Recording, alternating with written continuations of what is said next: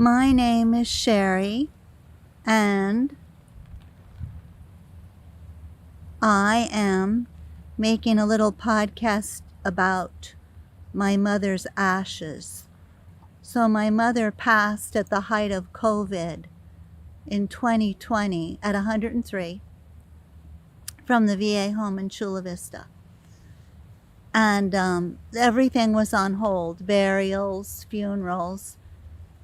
She was cremated at Neptune. So she had this in place before she passed.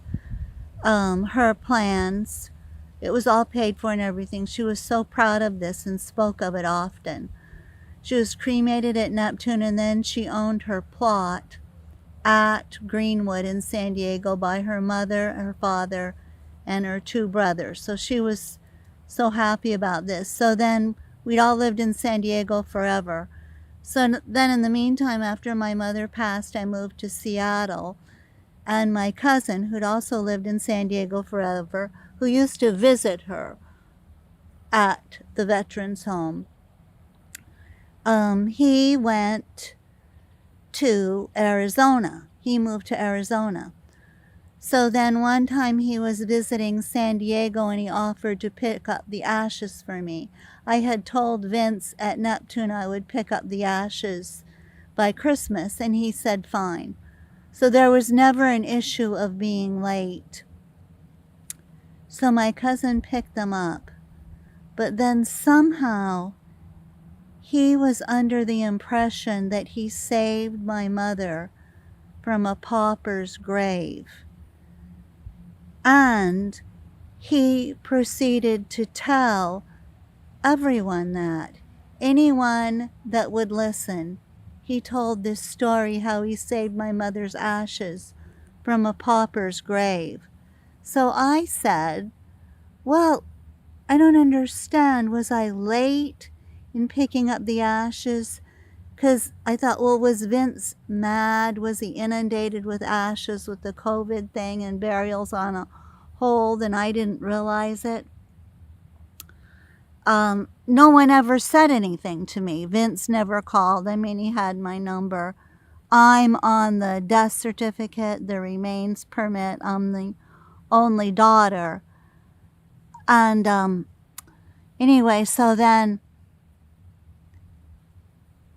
I decided, we agreed to meet in San Diego and place the ashes at Greenwood. But then as time passed, well, part of the problem was Greenwood raised their prices from $2,000 to $3,000. Now, this was after she already owned her plot. They have to dig the hole, smooth it out, etc., do all of these things. So I said I wanted to wait, but then my cousin became angry, I guess, that I wanted to wait. I was indecisive because I was starting to think about putting her at Miramar. Well, I wasn't sure. And so then, without my knowledge, he placed her at Prescott, Arizona, where he lives. And without my knowledge, so he told the VA, he called the burial scheduling office and told them that he had no idea in the world where I was. He couldn't get a hold of me. He hadn't heard from me in years. So it was November in 21. And then March of 22 was when he began calling. I mean, I have a history of like 20 phone calls, plenty of texts with him. So but the interesting thing is he told the VA how he saved her from a pauper's grave. So now recently in my research about this whole thing, of course I'm like really angry that this whole thing happened. I mean, there's no way I could visit my mother in Arizona, not to mention she owned her plot at Greenwood. Not to mention I'm the agent in the trust, durable power of attorney, etc., which Scott knew.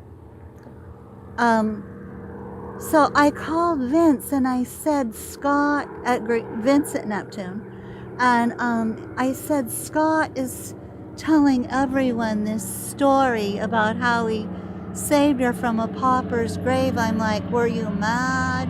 Was I late? Is there something I'm not understanding? And he told me, no, we would never use that term.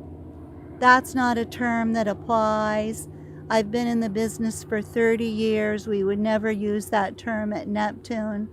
Also, Scott had to call me, and I had to tell Vince it was okay for him to pick up the ashes. He could not have done anything with the ashes without calling me. And of course, he had my phone number.